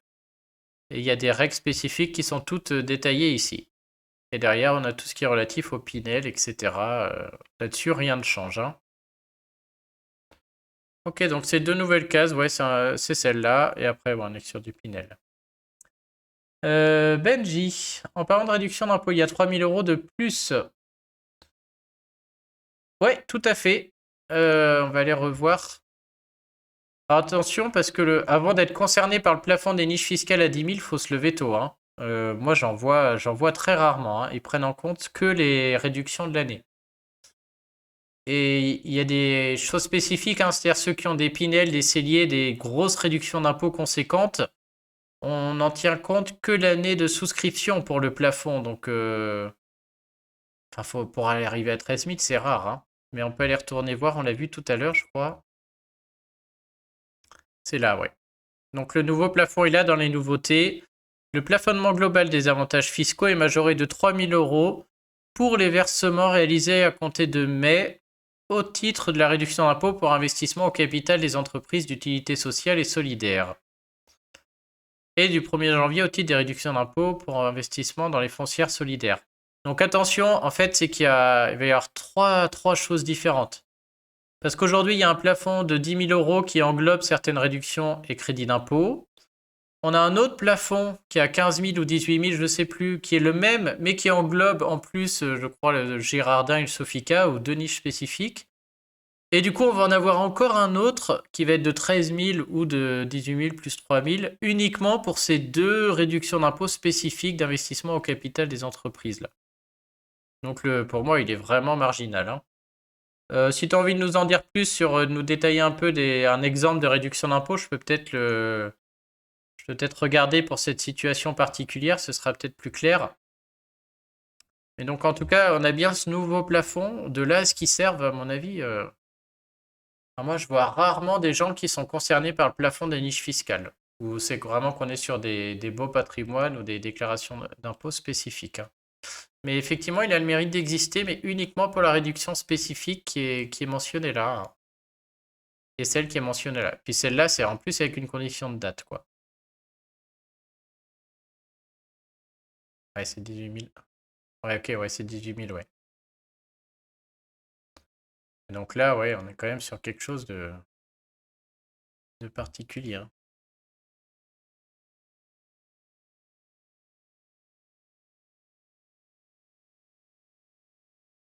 La complémentaire.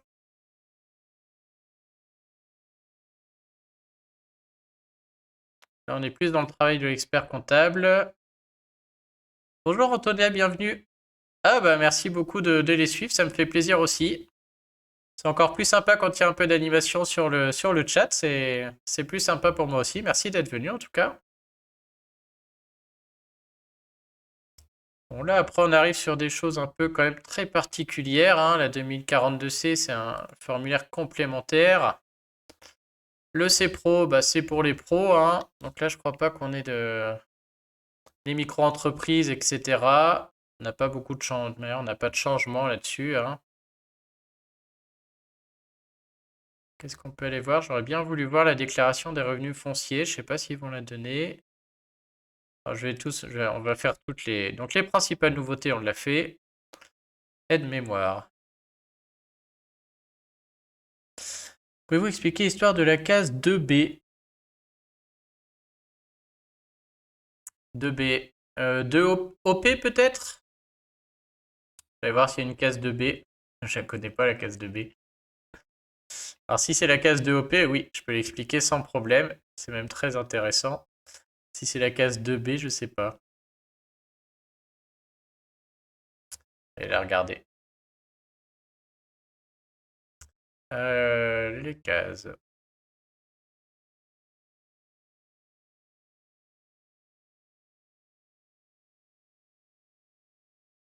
Oui. Ah oui, ouais, donc on est sur la case 2OP, je pense.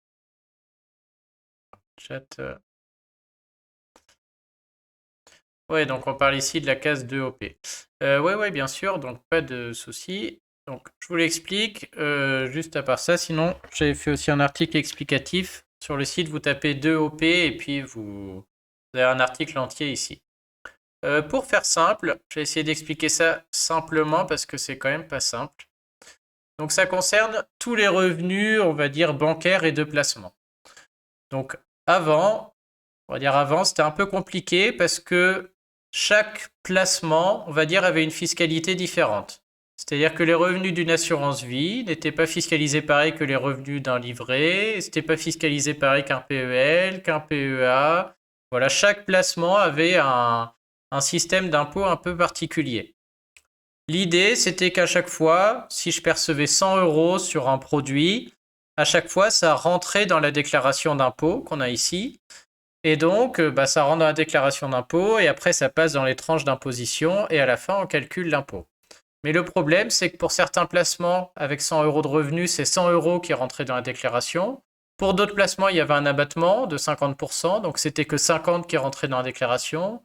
Pour d'autres placements, il y avait un abattement de 40%, donc c'est 60 qui rentraient. Voilà, chaque produit avait des choses comme ça un peu différentes. Et c'est pour ça qu'on a autant de cases dans ces rubriques-là.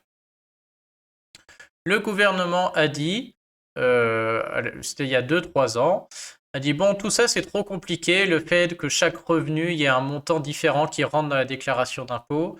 Il dit ça c'est trop compliqué, on va mettre en place ce qu'on appelle la flat tax, et ça, on va dire que tous les revenus de placement sont fiscalisés de la même manière à un taux de 12,8%. Alors la flat tax en vrai c'est 30, c'est 12,8% plus 17,2 de prélèvements sociaux. Et avant, ça rentrait dans la déclaration d'impôt selon le montant, plus 17,2 de prélèvements sociaux. Donc les prélèvements sociaux de 17,2, ils sont tout le temps là. Mais avant, on était dans la déclaration d'impôt, ça changeait à chaque fois. Et maintenant, on est à 12,8 avec la flat tax. Donc le gouvernement dit, c'est beaucoup plus simple, on met la flat tax, c'est 12,8 pour tout le monde, peu importe le produit, le placement, et on n'en parle plus. Sauf que dans les faits, quand on regarde de près, et ben la flat tax, le taux de 12,8%, c'est ce que j'explique dans mon article, c'était intéressant pour les gros revenus. Et tous les gens, notamment ceux qui n'étaient pas imposables, et ben eux, la flat tax, ça les intéresse pas. Parce que ceux qui sont pas imposables, ils sont dans une tranche à zéro. Et donc, peu importe combien on met de revenus, chez eux, ils restaient imposés à zéro. Et donc, à l'époque, on a dit, bah oui, ok, c'est bien la flat tax 12,8, c'est plus simple pour tout le monde. Sauf que tous les gens non imposables dans une tranche à 0 ou dans une tranche à 11, et même parfois ceux dans une tranche à 30 mais avec un abattement sur leur placement, bah eux, ils préféraient l'ancien système. Et donc le gouvernement a dit, ok, effectivement, c'est vrai, quand on regarde dans les faits, la flat tax est souvent plus intéressante pour les gens, on va dire, aisés, entre guillemets. Et donc a dit, bah on va maintenir l'ancien système et on met en place la flat tax. Et donc les deux sont possibles, c'est aux contribuables de choisir. Et là où c'est un peu borderline, c'est que qu'est-ce qu'ils ont fait? Par défaut, tout le monde est à la flat tax. C'est-à-dire que tout le monde paye 12,8. Et donc, au moment de la déclaration, on peut dire, au fait, la flat tax, moi, ça m'intéresse pas. Hein. Je suis dans une tranche plus basse où j'ai un abattement plus important. Et donc, je veux pas de la flat tax, je veux être imposé sous l'ancien régime. Et pour refuser cette flat tax, il faut aller cocher cette case 2OP qui est apparue ici. Et donc, comme c'est très difficile de faire le calcul, parce que selon les revenus qu'on a à la banque, selon notre situation, selon plein de choses en fait, le choix entre flat tax ou flat tax est difficile à calculer. Donc le moyen le plus simple, c'est de faire une première simulation où on ne touche pas à la case de OP, donc ça veut dire qu'on est à la flat tax et on regarde combien d'impôts on paye à la fin de la déclaration. Puis on en fait une autre où cette fois on coche la case 2 OP, ça veut dire que là on refuse la flat tax, et on regarde combien on paye à la fin de la déclaration. Et donc, on garde la meilleure des deux. Et c'est vraiment voilà, une manière simple, je trouve, de faire le bon choix, mais il faut penser à le faire. Et là où je trouve dommage, c'est qu'il y a beaucoup de gens non imposables qui, du coup, ne font pas ce test et qui, par défaut, sont à la flat tax et payent 12,8, alors qu'en cochant, bah, ils seraient à 0. Donc, j'explique dans cet article-là sur la case 2OP. Ouais, c'est un peu abusé, ouais. Et donc en plus, les 12,8 sont pris à la source par les banques et autres. Et donc pour que ce soit rendu, si on refuse la flat tax, ça apparaît dans la case 2CK.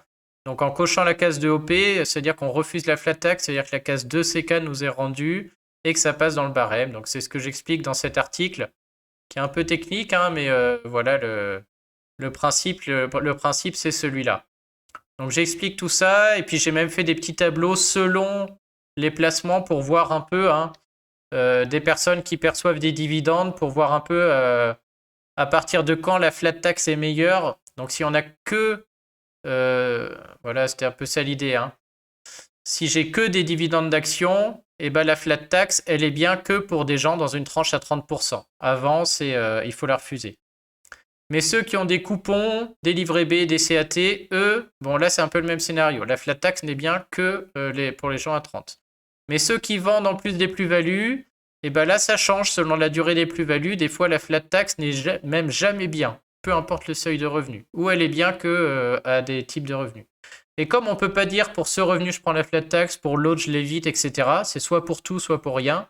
Et bah c'est trop dur à calculer. Il vaut mieux juste faire une simulation en cochant ou pas bêtement la case et puis voilà quoi.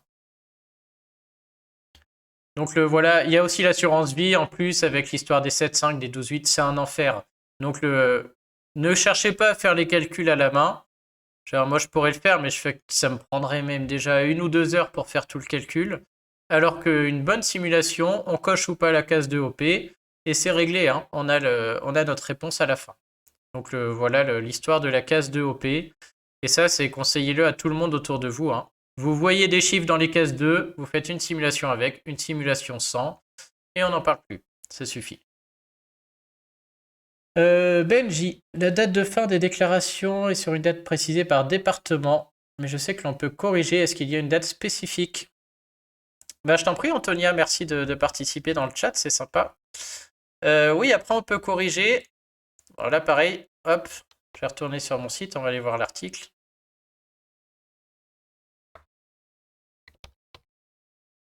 Je vais taper corriger.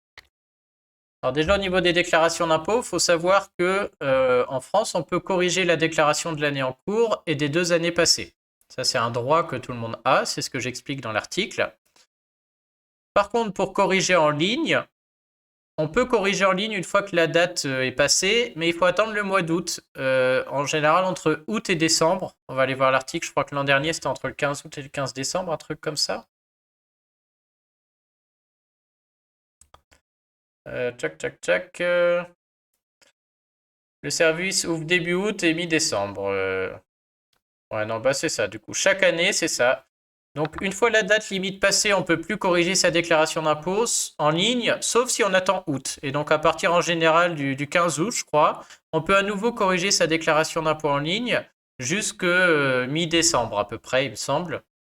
Une fois ce délai passé, c'est plus possible de corriger en ligne, mais on peut corriger par courrier. C'est ce que j'explique dans l'article, hein. Je sais plus si je donne un courrier. Non, je donne pas de courrier ici. Il y en a un dans mon guide sur comment payer moins d'impôts qui est là-haut, là. Mais voilà, on fait un courrier de correction. Là, c'est un peu plus complexe pour les années passées. On télécharge les formulaires, hein. Donc, on va chercher les formulaires des années passées. Hop, les millésimes passés. Voilà, c'est pour ça qu'il y a 3 années. On les imprime, on les remplit à la main, on demande une correction. Donc, ça, c'est un droit. Je crois que j'ai l'article quelque part. Je vais peut-être vous le donner. J'ai pas mis, mais je l'ai mis dans l'article, je pense. Donc ouais, la correction en ligne sera possible en août. Et au moment de la déclaration, on peut faire autant de simulations qu'on veut par contre, hein. Jusqu'à... Vous pouvez faire autant que vous voulez, c'est-à-dire jusqu'à la date limite. Il y en a, ils font 10 fois la déclaration, ils la corrigent 10 fois. Il n'y a pas de problème, hein. Bonjour Chris Fifi. Ah, Chris Fifi qui va me poser une colle. Les chaudières bénéficient encore d'un crédit d'impôt. Bon, on va essayer de faire un petit effort. Le problème de ça, Chris Fifi, c'est que les travaux résidence principale, là, on va reprendre le formulaire, je les connais mal, tout simplement parce que chaque année, ils changent les règles. Mais vraiment chaque année, hein. Il n'y a pas eu d'une année sur l'autre, c'est jamais la même. Moi-même, pour ma maison, j'étais éligible à certaines choses, j'ai abandonné tellement c'était un enfer. Puisque chaque année, ça change, et en plus, les règles changent. L'exemple, le formulaire de cette année. Donc je vois qu'il y a les chaudières là, donc on va pouvoir regarder un peu. Ça, rien que ça, hein. Tout ça, c'est les conditions qui nous mettent à respecter pour certaines dépenses. Et c'est que ce qu'il y a dans le formulaire. Ils mettent ça dans le formulaire. Donc je ne vous raconte pas ce qu'il y a dans le texte. Donc Chris Pifi, je vais essayer de regarder un peu ma question. On parle d'une chaudière qui est achetée quand? Et est-ce que c'est bien pour la résidence principale?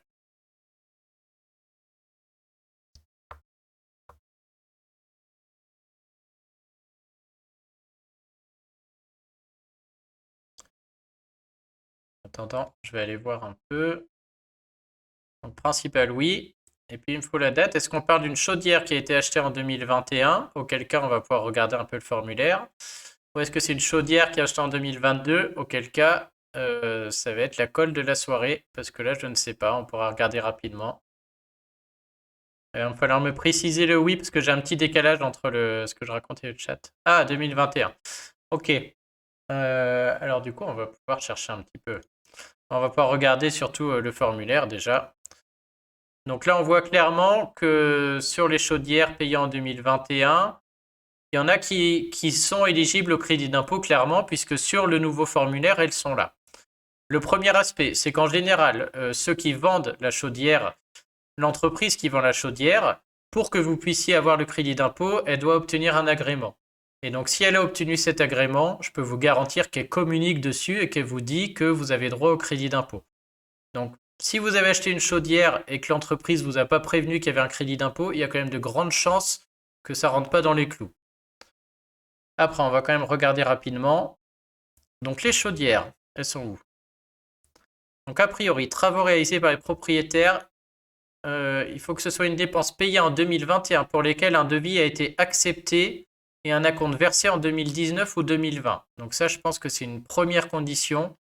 C'est-à-dire que même si elle était payée en 2020, il faut que le devis ait été accepté en 2019 ou 2020, avec un acompte versé en 2019 ou 2020. Donc je pense que si déjà c'est pas le cas, c'est exclu. Ensuite, au niveau des chaudières, elles sont là. Une chaudière alimentation automatique fonctionnement au bois ou biomasse, ou une chaudière alimentation manuelle fonctionnant au bois ou biomasse. Donc ça, c'est une autre condition. Et puis on va aller voir dans le texte ce qu'il nous raconte. Crédit d'impôt, il faut répondre à une condition de ressources en plus. Voilà, c'est vraiment ce que je disais, c'est tellement conditionné, c'est un enfer. Ok, donc il faut en plus rentrer dans ces plafonds de ressources, sauf pour les dépenses d'isolation de parois opaques. Et ça, c'est pas les chaudières. Ça non plus. Donc, on regarde le revenu fiscal de l'année 2019 ou de l'année 2020. On prend le pire des deux et il faut que ça rentre dans les clous là.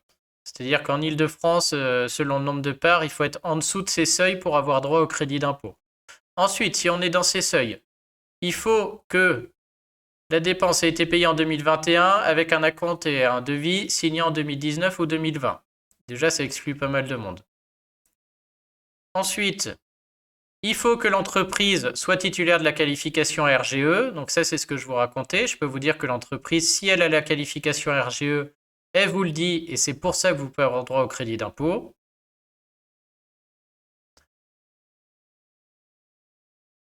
Et ensuite, voilà, il y a des conditions. Si c'est une maison individuelle, il faut que ce soit des dépenses de rénovation globale qui limitent à 150 kW par mètre carré la consommation énergétique. Quel enfer. Et il y a un plafond de 2004 ou de 4008 pour une personne seule. Et donc pour les chaudières, en plus, qu'est-ce qu'on a? Après, on a un récap par tableau. Donc oui, c'est encore possible, mais voilà, vous voyez le genre de conditions aujourd'hui. Donc je ne sais pas si déjà votre entreprise est RGE. Si l'entreprise n'est pas RGE, c'est réglé. Vous n'y avez pas droit. Ensuite, si l'entreprise est RGE, il faut vérifier vos revenus. Donc moi, par exemple, sur la chaudière, je crois que l'entreprise était RGE. Après, bah, il nous a demandé, le gars était vraiment carré. Donc il a vérifié nos revenus si on rentrait dedans. J'ai pas souvenir qu'il ait fait un test au niveau de la consommation énergétique. Et après, en plus, il faut avoir signé le devis et fait un acompte en 2020. Donc voilà, Chris Fifi, tout ça est possible, mais très conditionné.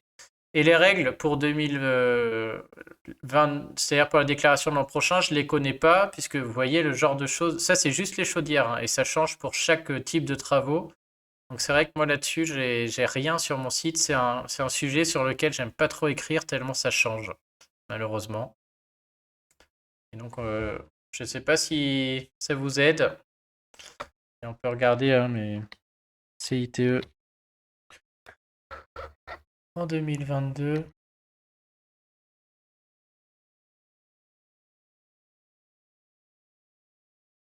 Ouais, donc on a encore des nouvelles conditions pour le CITE 2022. Donc, si c'est qu'un devis, un acompte signé en 2021, c'est encore d'autres conditions. C'est bon, ok, parfait. Bon, bah, ravi d'avoir pu éclairer, d'avoir pu enterrer le sujet, je sais pas, mais ouais, malheureusement, c'est un sujet compliqué, hein. Alors, qu'est-ce qu'on a? L'aide-mémoire. On va aller regarder ce qu'ils nous mettent en aide-mémoire. En 2021, le droit de reprise peut s'exercer sur le revenu des années 2018, 2019 et 2020. Donc c'est ce qu'on disait, hein, la correction du coup. Donc bah, pour 2022, l'année 2018, on ne peut plus reprendre. Le plafond du quotient familial. Ok, donc on a des petits... Qu'est-ce qu'on a là d'intéressant? Les apprentis, hein. Si vous connaissez des apprentis dans votre entourage, ils ont une exonération de 18 760, mais c'est à eux de l'enlever de leur salaire, hein. Donc un apprenti qui a un salaire de 20 000, il va payer de l'impôt, alors qu'il devrait enlever le chiffre de 20 000 et mettre 1300 à la place, parce qu'il a un abattement de 18 760. Donc ça, un grand classique aussi, hein. Ok, il nous rappelle les barèmes là-dessus. Ok, donc c'est un aide-mémoire de tout ce qui est barème. L'abattement d'assurance vie, mais ça se fait tout seul. Le micro-foncier, bon là, j'ose espérer. Les nouveaux plafonds de déduction des pensions. Donc les pensions versées aux enfants majeurs, maintenant, c'est plafonné à 6 042 € à déduire par enfant. Quand l'enfant habite chez nous ou quand on a un parent qui habite chez nous, on peut enlever une pension forfaitaire, puisque le fisc considère qu'ils se logent et ils sont logés nourris, entre guillemets, qui est 3 592, qui est un peu augmenté. Tout le reste, bon, moins important. Donc le plafond des dons qu'on voit ici, qui était à 546, qui passe à 1000, ça c'est très bien. Les frais de scolarité n'ont pas bougé. Le de Normandie non plus. Le cellier, etc. Je pense qu'on aura les nouveaux Topinel là-dedans, peut-être. Même pas.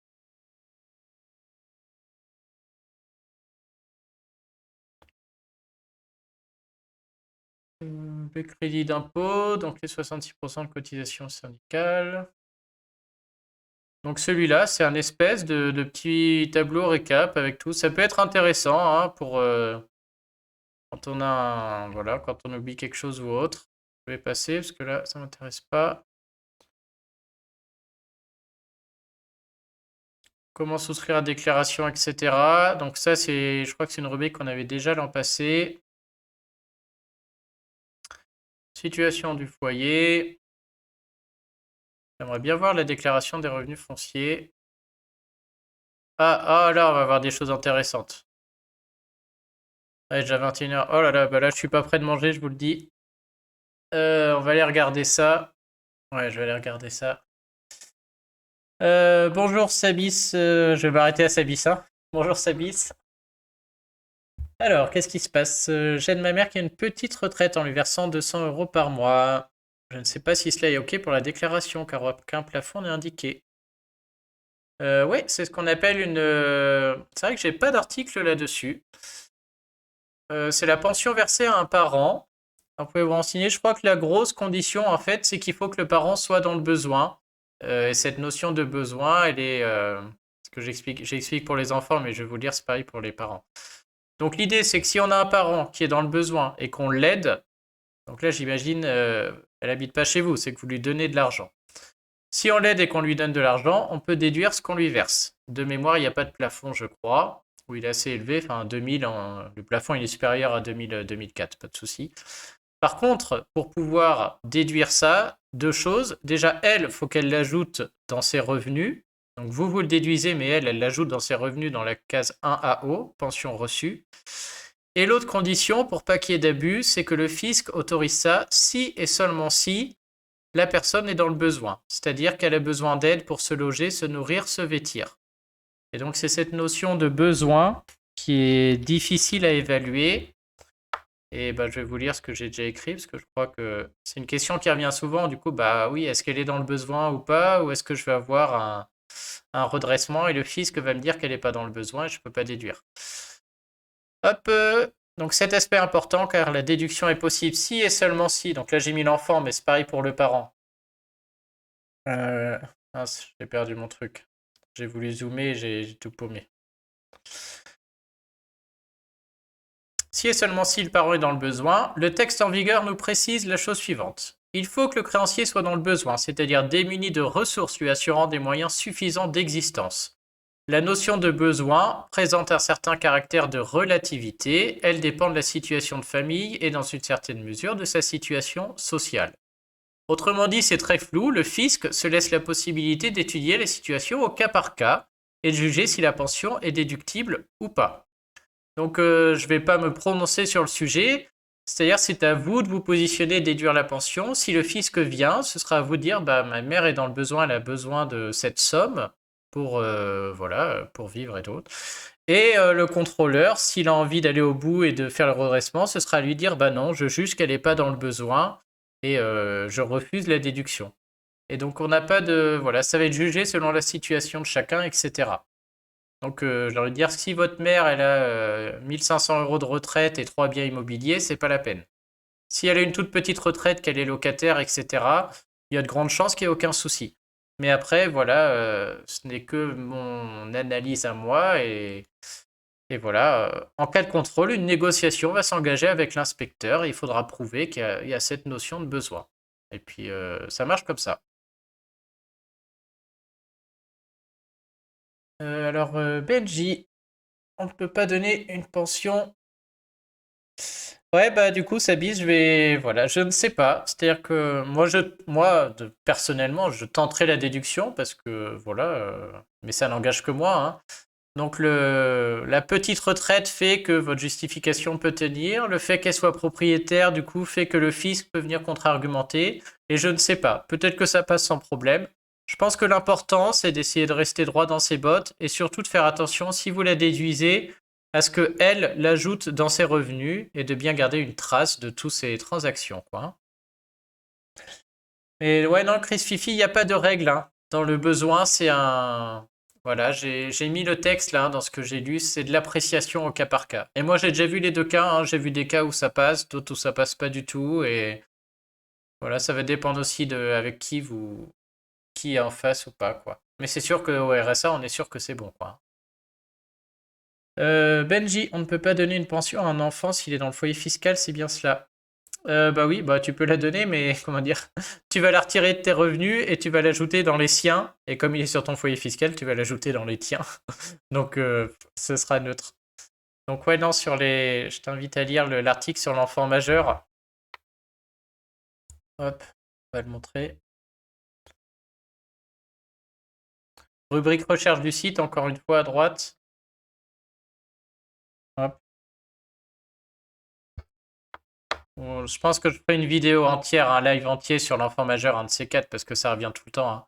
Comment déclarer l'enfant majeur, et puis là, il y a les optimisations expliquées, hein. Donc soit on le rattache, on a la demi-part, peut-être la casse parent isolé, les frais de scolarité, mais on ne peut pas déduire de pension et on est imposé sur les revenus qu'il perçoit.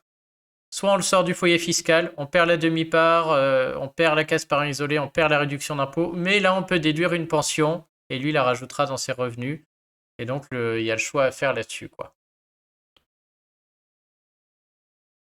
Alors, j'en étais. Bah, avec plaisir, Sabis. Merci de passer sur le chat. C'est sympa pour moi aussi. Donc, qu'est-ce que je voulais regarder là-dedans? Les heures supplémentaires exonérées. Ça aussi. Oh, ils ont pas de. Ça marche pas. Ils l'ont pas mis à jour encore. Mince. C'est leur site qui bug ou c'est juste ce lien? Ah, c'est juste ce lien. Ah, dommage. Ah, dommage, dommage. Bon, bah, du coup, j'attendrai pour le mettre à jour. C'était où? C'était où? Traitement et salaire. Donc, je vous le dis, hein, pour les heures sup, pareil, hein, vous avez regardé mon article sur les heures supplémentaires. Une partie est exonérée, mais c'est à vous de corriger encore les cases et de remplir. C'est un vrai Big Pack. Donc, je voulais regarder s'il y avait un changement, mais je pense pas, hein. Et là, j'ai vu comment c'est passé l'an passé. Chacun doit vraiment regarder, hein. Puisqu'on est exonéré sur les heures sup, mais des fois elles sont déjà comprises dans le salaire déclaré, donc faut les enlever. Parfois elles ne le sont pas, donc faut pas les enlever. Puis il y a une autre case où il faut mettre ses heures sup. Donc ouais, j'aurais bien voulu voir filmer là-dessus, mais bon, le lien marche pas. D'ailleurs, il n'y a pas de nouveauté, hein, mais c'est dommage. Comme ça, on le mangerait plus vite, ce sera très bien. Ensuite, qu'est-ce que je voulais voir d'autre là-dedans? Ouais, mais tout ça, il y a, à dire, dans l'aspect grand public, il n'y a rien d'intéressant. Les pensions. Ah bah on va peut-être. Ah bah ils l'ont pas mis à jour encore. Tout a été mis à jour fin d'après-midi, donc je pense que je pourrais peut-être refaire une vidéo quand ils mettront les nouveaux. Et sur les pensions, on aura peut-être plus d'infos là. Il n'y a plus rien là du coup. Ah si, il y en a qui marchent quand même. Alors, revenus de valeur et capitaux mobiliers, ça c'est la case 2OP qu'on a vu tout à l'heure. Il n'y a pas grand-chose à savoir de plus. Plus-value sur les crypto-monnaies, ça peut être intéressant s'ils ont mis quelque chose. À mon avis, c'est ça. Actif numérique, c'est pas encore en ligne, dommage.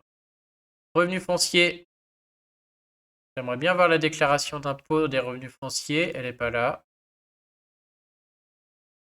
Ah, elles sont pas sympas, elle n'est pas encore là. Elle sera peut-être en bas avec les autres. Les professions non salariées, là c'est plus pour les experts comptables.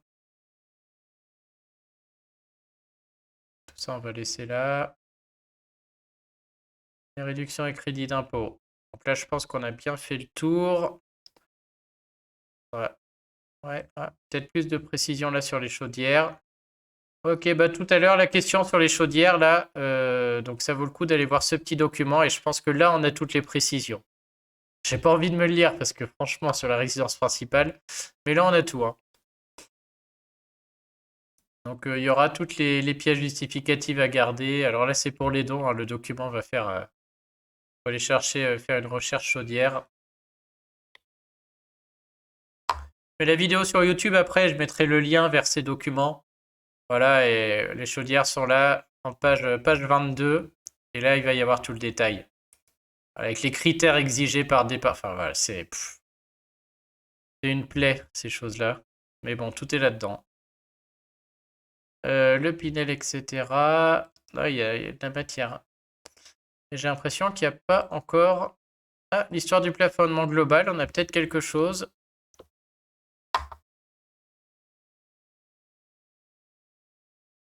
La question de tout à l'heure, avec les 3000 en plus. Ouais, voilà, c'est vraiment que pour les souscriptions en capital de SUS ou de SFS, augmenter de 3000. Donc, c'est vraiment quelque chose de très spécifique, hein. Je pense vraiment pas que ça va concerner beaucoup de monde. Alors, on a une petite chance ici. Déclaration des revenus fonciers.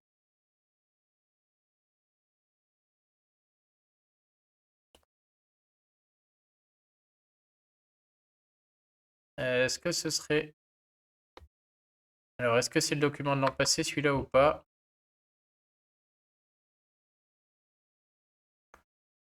Le montant de revenus... Ah non, c'est la nouvelle. Donc, on va regarder s'il y a des nouvelles cases. Alors, au niveau des recettes, non, c'est du classique. Donc, vous avez un article sur mon site, si vous louez un bien, qui vous explique comment bien tout remettre. Voilà, donc la seule chose, c'est qu'au niveau des cases 230 et 231, ça revient d'équerre. Et rien ne change. Ok, donc tout est remis de base. Bon, voilà, voilà. On n'a pas de... Au niveau des formulaires... Ah, bah, les voilà. Ok, donc tous les formulaires sont là. Ok, non, donc là, voilà, au niveau nouveauté, il n'y a pas grand-chose, hein, cette année, de toute manière. Alors, ce crédit d'impôt pour la presse, toujours corriger la case 1J, mais ça, c'est pas nouveau, hein, je veux dire, ceux qui suivent mon site, il y a plein de choses à corriger à chaque fois. Donc, soit vous lisez tous mes articles, soit vous allez voir mon guide qui est là-haut. Mais bon, voilà, l'installation pour les voitures électriques, que c'est vrai que j'ai pas d'article là-dessus, que je vais rajouter. Et puis voilà, sinon, il y a pas grand changement par rapport aux années passées. Ok, bah je crois, écoutez, pour moi, j'ai rien d'autre à rajouter au niveau des nouveautés. Je vais mettre les formulaires en ligne sur mon site. En attendant, je vais les découper pour qu'ils soient accessibles. En attendant les vrais formulaires, mais qu'on n'aura pas. L'an dernier, on n'a pas eu les formulaires en PDF avant au moins le 30 avril, je pense, hein. Donc ceux qui veulent déclarer papier, ça pourra toujours les aider. S'il y a d'autres questions ou remarques, n'hésitez pas dans le chat. Et sinon, je pense je referai un live demain ou lundi prochain, comme d'habitude, hein. Je vais en faire régulièrement de manière pendant la période fiscale. Donc, même si vous avez de thèmes ou autres, hein, n'hésitez pas. Bah, avec plaisir, Benji, hein. N'hésite pas à partager ou à parler du live autour de vous. Moi, plus il y a de monde et de questions, plus ça me fait plaisir aussi. C'est vraiment sympa d'échanger sur le sujet. Et puis s'il y en a qui ont des idées de thèmes ou autres, on peut faire ça quand vous voulez. Ouais, bonne soirée, Sabis. Merci d'être passé. Puis merci pour ta question. C'est une question intéressante. Et puis bien sûr, bah, à partir du 20 avril, on pourra même aller voir en ligne directement, puisque là, le service est pas encore ouvert. Bon, ouais, bonne soirée à tout le monde. Merci beaucoup à ceux qui sont passés. Et puis je vous dis, bah, peut-être à demain, si j'y arrive entre midi et 2, peut-être à en faire un autre. Et sinon, sinon là, on fera ça lundi. Ok, bah, bonne soirée à tous. Merci d'être venus et à bientôt. Salut.